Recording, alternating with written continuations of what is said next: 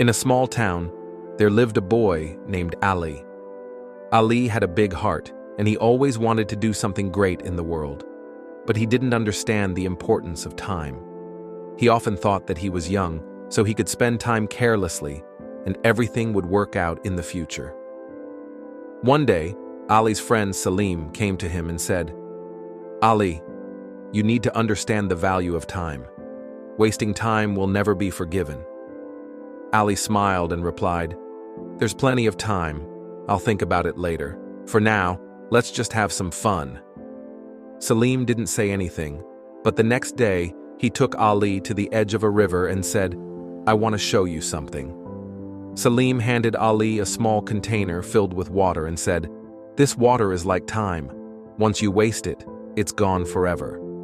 Salim continued, "Look, as much water as you pour into this container, it will never come back. Now think about your time. When you waste it, it can never return." Ali started to understand Salim's words, and he fell into deep thought.